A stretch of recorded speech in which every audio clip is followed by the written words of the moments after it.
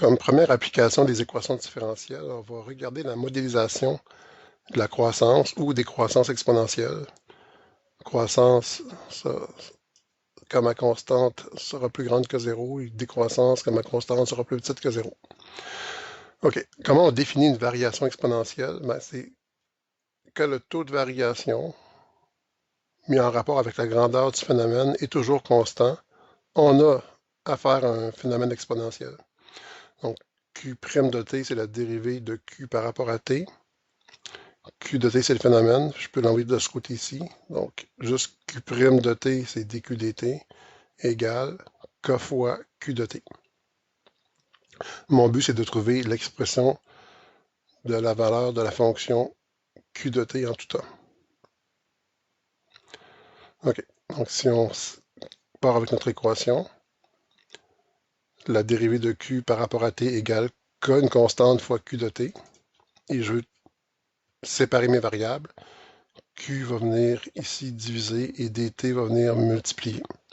Donc, je vais avoir dq sur q égale k fois dt. Donc, comme d'habitude, maintenant que mes variables sont séparées, je peux intégrer de chaque côté. Ceci, ça implique quoi? Ben, l'intégrale de 1 sur q dq, ça va être ln de la valeur absolue de q égale, ma constante ici multiplicative, je peux la sortir, donc k fois, il va me rester l'intégrale de dt, qui est comme l'intégrale de 1. L'intégrale de 1, c'est la variable. Ici, dt me dit que la variable, c'est t, donc l'intégrale de 1, ça va être t, plus ma constante d'intégration. C'est pas ln de valeur absolue de q que je veux trouver, c'est la fonction q que je veux trouver. Donc, je vais essayer d'isoler ici. Je pourrais mettre des e, puisque l'exponentielle, c'est la réciproque du log naturel. Je peux mettre des e exposant tout ce que j'ai à gauche égale e exposant tout ce que j'ai à droite. Donc, e exposant tout ce que j'ai à gauche égale e exposant tout ce que j'ai à droite. OK. Puis ici, quand j'ai une somme dans un exposant, ben, ça provient de quoi en fait? Ça peut provenir d'une multiplication de bases identiques avec chacun des exposants. En fait, E à la côté plus C, c'est comme E à la côté fois E à la C. Okay, on est plus habitué de le faire dans le sens inverse, là, donc on est plus habitué de passer de cette forme-là à cette forme-ci à gauche. Quand je multiplie deux bases identiques, j'additionne les exposants. Ben, quand j'ai une somme d'exposants, je peux décortiquer en un produit de bases identiques avec chacun un des exposants. Ici, E à la ln de valeur absolue de Q, ben, E et ln, c'est des fonctions réciproques. Fait que, encore une fois, leur effet va s'annuler. Il va rester juste valeur absolue de Q. Ça implique que valeur absolue de Q égale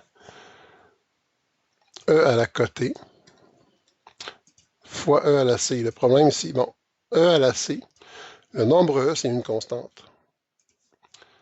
Une constante exposant une constante, ben, ça fait une constante. Donc, j'ai une constante qui multiplie E à la côté. Une constante qui multiplie E à la côté. Si on continue, parce que là, je n'ai pas isolé Q, j'ai isolé valeur absolue de Q. Ben, Q égale, une valeur absolue donne toujours plus ou moins son équivalent. Donc, si j'ai plus ou moins ma quantité, mais encore une fois, plus ou moins une constante, c'est une constante. Plus une constante ou moins une constante, ça demeure une constante. Donc finalement, j'ai Q égale une constante fois E à la côté. OK. Je peux considérer que j'ai résolu mon équation, mais je vais essayer de trouver une valeur plus parlante pour C. Donc là, pour l'instant, c'est le plus loin que je peux me rendre. Puis on voit vraiment que de façon naturelle, l'exponentielle est apparue. Donc, quand j'ai un phénomène qui est tel que le rapport de son taux de croissance à la grandeur du phénomène en tout temps est constant, forcément, c'est une exponentielle.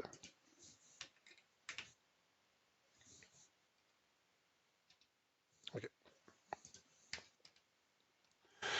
Si on me dit, bon, déterminons la valeur de C en considérant Q0 comme la quantité initiale, donc la quantité que j'ai au temps t égale 0. Je voudrais trouver une signification à la valeur de C. Est-ce que c'est possible dans ce cas-là? On va y aller. Q ici, c'est comme Q de t, parce que c'est une variable. C'est une fonction de la variable t.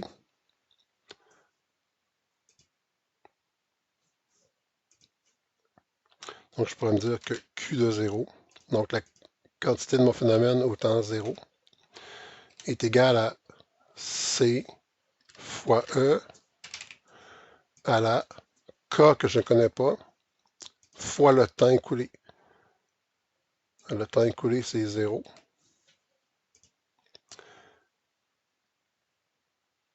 Ça va?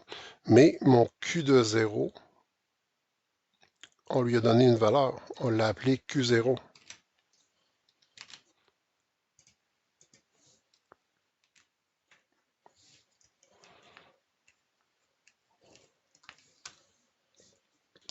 Ce qui veut dire que, puis ici, E à la K fois 0, ben, ça fait E à la 0 qui est 1. Donc, il me reste C égale Q0.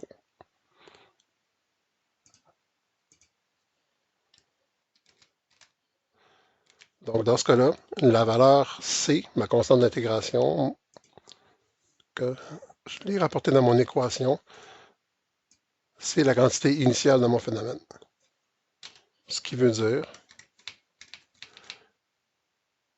je pourrais écrire mon équation, donc, mon équation pourrait être comme Q de T, donc la quantité en tout temps, égale la valeur de C, qui est la quantité initiale, fois E exposant K, qui est ma constante, qui est ma constante de croissance ou de décroissance exponentielle, fois le temps.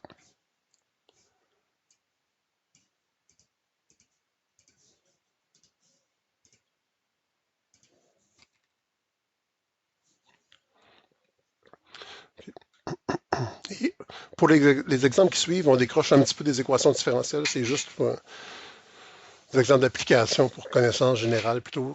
Donc, j'ai résolu l'équation une fois pour toutes. Maintenant, quand je sais qu'un phénomène est en croissance ou en décroissance exponentielle, ben, je peux utiliser la fonction que je viens de trouver. Par exemple, si on a la situation suivante, une particule perd 50% de sa masse initiale en 600 ans. Ça veut dire que vu que je perds 50%, c'est ce qu'on appelle le temps de demi-vie, qu'on a t une demi. Quelle sera la masse de cette particule après 125 ans si la masse initiale est de 50 grammes? Évidemment, ce n'est pas un phénomène linéaire. Je ne peux pas faire une règle de 3 là-dedans. Donc, qu'est-ce que je vais faire? Je vais utiliser mon équation qui est ici. Je vais trouver la valeur de K particulière à ce problème-là, puis après, je vais pouvoir répondre à ma question.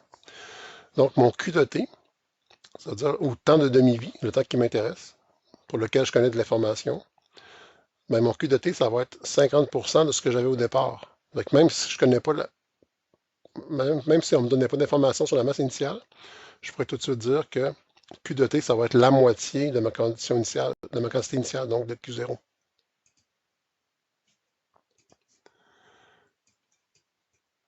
Okay. Je vais garder l'équation ici. Q de T, ça va être une demi de la quantité initiale de Q0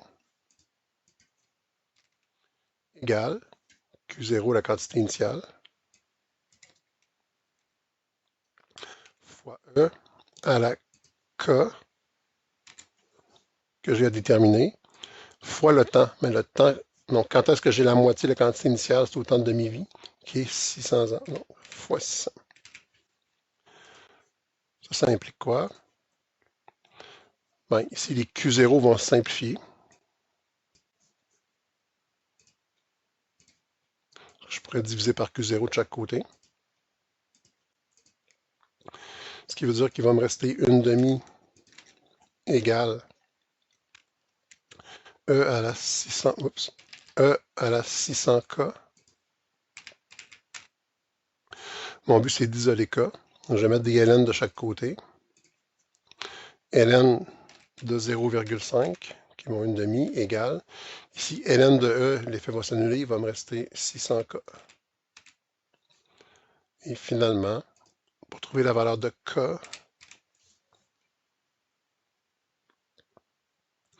je n'ai qu'à envoyer diviser le 600 de l'autre côté. Donc, K va être égal à ln de 0,5 sur 600.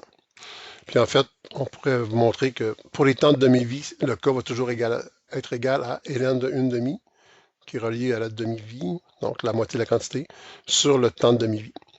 ln de 0,5 sur 600. Donc même si je prenais une autre situation, donc si je connais le temps de demi-vie, par exemple si c'était 900 ans, j'aurais ln de 0,5 sur 900. Là, je n'ai pas répondu à la question. La question, c'était quelle sera la masse de cette particule après 125 ans si la masse initiale est de 50 grammes? Mais maintenant que j'ai trouvé le K dans mon équation, je peux réutiliser cette équation-là pour trouver la quantité que je vais avoir à la fin. Donc, la quantité après 125 ans égale la quantité initiale qui est 50, on va le donner ici 50 grammes, fois E exposant la valeur de K qui est ln de 0,5 sur 600 fois T, donc dans mon équation j'ai fois T, et T ici vaut 125. Je me pose la question dans 125 ans. Ben, je n'ai qu'à le calculer. Donc si j'entre ça sur une calculatrice, puis que j'entre bien mes paramètres, je devrais arriver à environ 43,28 grammes.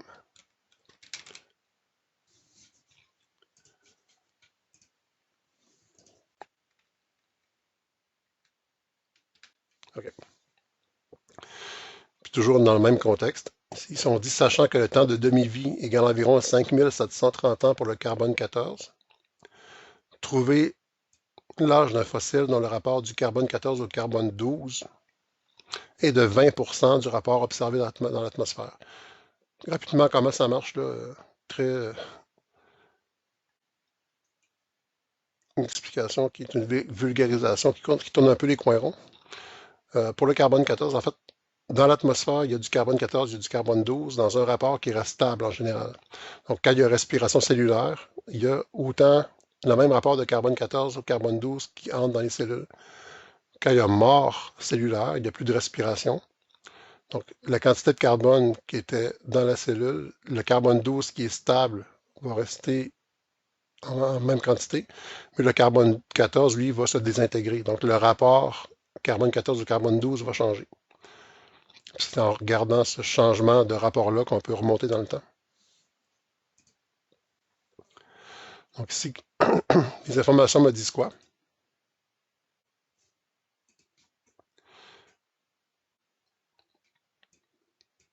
Si j'essaie d'établir mon équation, ben je dis que le rapport en tout temps égale le rapport initial. Donc, je prends mon équation de modélisation exponentielle, là, je ne parle pas de quantité, mais de rapport, fois E à la côté. Donc j'ai mon modèle exponentiel. Avec la remarque qu'on a fait tout à l'heure, on connaît la valeur de K, puisque je connais le temps de demi-vie.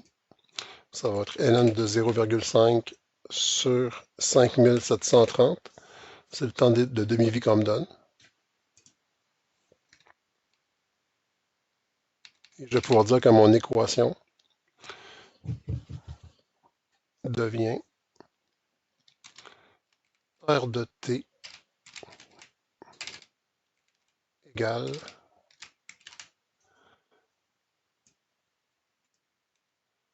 R0 E à la côté, mais en connaissant K, je peux le modifier comme ça. Donc R de t, le rapport du carbone 14 au carbone 12, en tout temps égale le rapport initial fois E à la ln de 0,5 sur 5730 fois t. Dans le cas qui nous occupe, on nous demande quel âge a le fossile quand il reste 20% du rapport initial. Donc, le rapport, présentement, est à 20%, ça veut dire 0,2, du rapport initial de R0. On cherche le temps pour lequel le rapport à ce temps-là est de 20% du rapport initial. Comme tout à l'heure, ici, les quantités vont se simplifier.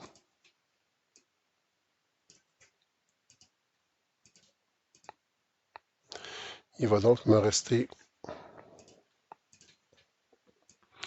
0,2 égale mon exponentielle. Pour isoler, pour enlever l'exponentielle, je mets des ln de chaque côté. Ln de 0,2 égale ln de e, les effets vont s'annuler, ce qui va me rester ln de 0,5 sur 5730 fois t, et j'isole mon t tout simplement, égale 5730 fois ln de 0,2 divisé par ln de 0,5.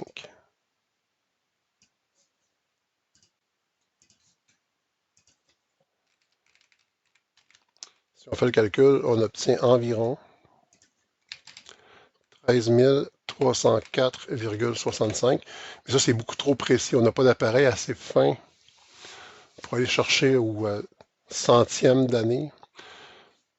Parce que les rapports, les différences de rapport carbone 14 ou carbone 12 seraient vraiment trop infimes pour une aussi grande précision. C'est qu'on pourrait conclure